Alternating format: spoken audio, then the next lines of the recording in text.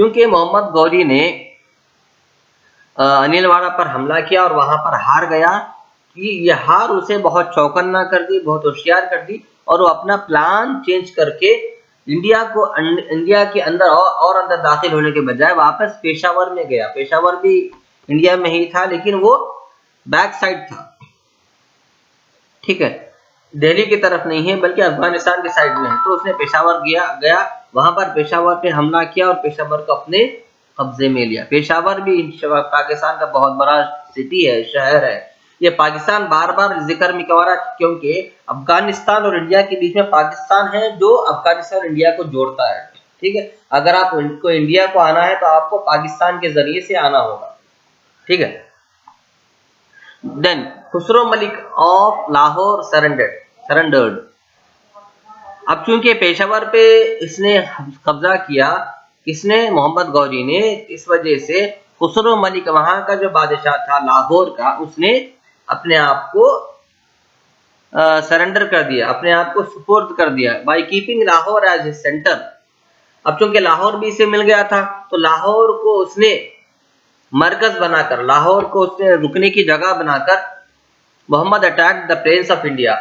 लाहौर में उसने अपना पड़ाव डाल के इंडिया में जो बियाबान मैदान थे, मतलब कि इंडिया की जो सराउंडिंग बाउंड्री, इंडिया की जो बाउंड्री थी, बॉर्डर था, उस पे जो चटियल मैदान थे, वहां पर उसने हमला किया, ठीक है। और ये हमले का जवाब किसने दिया? दिल्ली पर हुकूमत करने वाले पृथ्वीराज चौहान III ने जवाब दिया, ठीक है। पृथ्वीराज चौहान III ने जवाब दिया। जवाब देकर पृथ्वीराज चौहान III ने मोहम्मद गौरी को हराया उसी जगह पर जहां पे उसने हमला किया था। ये कब हुआ? ये 1191 में हुआ, ठीक है, 1191 CE में हुआ। ये आज से कमोबेश 950 साल पहले। उसके बाद Mohammad return to Ghori and again face Prithviraj Chauhan III। अब यहाँ पर हारने के बाद मोहम्मद गौरी वापस अफगानिस्तान गौरी चले गया और एक और मर्तबा पृथ्वीराज चौहान III पर अगले साल हमला किया। एक साल रुकने के बाद, एक साल अच्छी तरह उसने अच्छी तरह एक साल तक तैयारी कर ली। करने के बाद पृथ्वीराज चौहान पर दूसरे साल पे उसने 1192 में हमला किया। मोहम्मद गौरी ने इंडिया पे हमला किया 1191 में। इंडिया पर हमला करने के बाद उसका जवाब पृथ्वीराज चौहान ने दिया, जिसकी वजह से मोहम्मद गौरी हार गया और वापस अफगानिस्तान गया। जाने के बाद वहां वो तैयारी करता रहा एक साल तक। तैयारी करने के बाद घोड़सवारों को तैयार किया, घोड़ों पे सवार होकर जंग लड़ने वालों को तैयार किया, अपने नौजवानों को तैयार किया। अपने आर्मी को तैयार करने के बाद अगले साल 1192 में उसने हमला करके पृथ्वीराज चौहान को हरा दिया। This time he made lot of preparations. ये बार उसने बहुत तैयारी के साथ रहा था। In this battle the arms of तुर्क सक्सीडेड। तो अभी तो मैंने कहा कि ये जंग में जो है तुर्क के नौजवान कामयाब हुए। द क्विकर कैवेलरी ऑफ तुर्क dispersed the Rajput army with slow moving elephants. Rajput जो हाथियों पे बैठ के आ रहे थे, उनको ये घोड़सवार तुर्कों ने हमला करके हरा दिया। Govind Rao and Bhola who were instrumental in the Rajput victory during first Darien battle were killed। एक साल पहले जब पृथ्वीराज चौहान ने जवाब दिया, मोहम्मद गौरी ने जब एक साल पहले हमला किया था और पृथ्वीराज चौहान ने जवाब दिया, उस एक साल पहले की जंग में जो है सो किसने, गोविंद राव और भोला बहुत ज्यादा आगे बढ़ चढ़ के जंग लड़े थे, ठीक है, बहुत ज्यादा आगे बढ़ के जंग लड़े थे। वो दो लोग ये दूसरे साल के जंग में मारे गए। दूसरे साल जब मोहम्मद गौरी ने हमला किया तो उस जंग में ये मारे गए। पृथ्वीराज चौहान वॉज इम्प्रिजन्ड और मोहम्मद गौरी ने पृथ्वीराज चौहान को अपने गिरफ्त में ले लिया, कैद खाने में ले लिया। Mohammad Ghori appointed his slaves to take care of the areas. और मोहम्मद गौरी ने उसके गुलामों को, उसके दरबार के मिनिस्टरों को अपॉइंट किया और हुक्म दिया कि वो इंडिया पर हुकूमत जमाए रखे। और फिर वो वापस गौरी चला गया। कौन? मोहम्मद गौरी, ठीक है। मोहम्मद गौरी पृथ्वीराज चौहान को हराकर अपने बड़े बड़े ऑफिसर्स को यहाँ पे इंडिया में छोड़कर मोहम्मद गौरी वापस चला गया। वापस जाते हुए रास्ते में वो कत्ल कर दिया गया। ठीक है।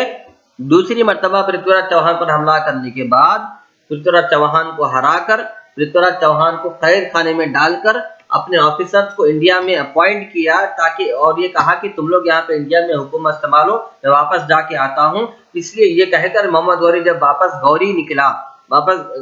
गौरी प्लेस को जाने के लिए निकला तो रास्ते में वो मार दिया गया। द विक्ट्री ऑफ गौरी, अब चूंकि गौरी जो है कामयाब हो गया था, उसकी कामयाबी ने हिंदुस्तान के सियासत में, इंडिया के पॉलिटिक्स में बहुत ज्यादा चेंजेस लाए। The political system consisting of small kingdoms vanished. अब चूंकि इंडिया में छोटे छोटे हुकूमतें थे, इंडिया बहुत बड़ा कंट्री, इसीलिए इंडिया में छोटे छोटे हुकूमतें थे, वह सारे छोटे छोटे हुकूमतों को गौरी ने खत्म करके अपनी एक हुकूमत, सेंट्रलाइज्ड हुकूमत शुरू की जो दिल्ली में थी। ठीक है। The centralized rule of sultan who had immense power at Delhi came into existence. As a result, the entire northern India came under the rule after Harsha. ठीक है। इसके वजह से क्या, नॉर्थ इंडिया के जितने भी छोटे हुकूमतें थे, वो हुकूमतें खत्म हो गई और एक हुकूमत दिल्ली में चल रही थी जो सारे नॉर्थ इंडिया पे हुकूमत कर रही थी। The system of administration was different from Rajput, क्योंकि ये मुसलमान थे और अफगानिस्तान के आए हुए थे और तुर्की लोग थे, तो ये लोग तुर्की के तरीके से इंडिया पर हुकूमत कर रहे थे। राजपूताना तरीका पूरी तरह खत्म कर दिया गया था। The sultan had the absolute power of the entire appointing और डिसमिसिंग ऑल ऑफिसर्स। और बादशाह को पूरा इख्तियार था कि कौन से ऑफिसर को रखना है, कौन से ऑफिसर को नौकरी से निकालना है, कौन से ऑफिसर को नौकरी देना है, कौन से ऑफिसर को नौकरी से निकालना है। अब चूंकि राजपूत के सारे लोग इसके कब्जे में थे, तो इसे इख्तियार था कि राजपूत के किन लोगों को निकाल दे या फिर किन लोगों को वापस नौकरी पे रखें। The military administration was also clearly unlike the previous one. इसी तरह राजपूत खानदान के जो मिलिट्री थे वो भी अब दिल्ली सुल्तान के कब्जे में थे। Soldiers were appointed directly by the sultan. सोल्जरों को सुल्तान ने डायरेक्टली अपॉइंट किया, डायरेक्टली सुल्तान ने सोल्जर को नौकरी में रखा। Soldier remain loyal directly to the sultan himself. अब मिलिट्री के और सुल्तान के बीच में कोई दूसरा नहीं था, मिलिट्री वाले डायरेक्टली सुल्तान से अब ताल्लुक कांटेक्ट में रहते थे, यानी मिलिट्री वाले को अगर जरूरत पड़ती, कुछ कमी होती तो वो डायरेक्टली सुल्तान से बात करते, सुल्तान से ताल्लुक में रहते। With the establishment of the rule of sultans, India got reconnected with the outer world, which had remained cut off for 8th century onwards. क्योंकि 8वीं सदी से इंडिया का दूसरे मुल्कों से कोई राबिता नहीं हो रहा था, वो ताल्लुक इंडिया का जो दूसरे कंट्री से जो कनेक्शन था, जो ताल्लुक था, वो कट चुका था। क्यों? इस वजह से क्योंकि इंडिया के राजपूताना खानदान के लोग इंडिया पे हुकूमत कर रहे थे, तो अब क्योंकि तुर्की के लोग आके हुकूमत कर रहे थे, तो इंडिया के अलावा जो दूसरे कंट्रीज है, उन कंट्रीज से भी इंडिया का राबिता, इंडिया का ताल्लुक बहाल हो गया। ठीक है। फिर और एक और मर्तबा उनकी दोस्ती हो गई, उनकी बातचीत, किनकी बातचीत शुरू हो गई? इंडिया से दूसरे मुल्कों की बातचीत शुरू हुई। ये ताल्लुक पहले कट चुका था 8वीं सदी में। एंशिएंट हिस्ट्री के बाद ये ताल्लुक कट चुका था। मेडिवल पीरियड शुरू होते ही ये ताल्लुक कायम हुआ। कब, क्यों कायम हुआ? तुर्की के लोग आके हुकूमत करने से, जहां पे इंडिया से दूसरे मुल्कों का ताल्लुक जुड़ गया, इंडिया से दूसरे मुल्कों की दोस्ती हुई, इंडिया से दूसरे मुल्कों का कनेक्शन सही हो गया। तो ये था तुर्कों का हुकूमत। अब आएंगे दिल्ली सुल्तान।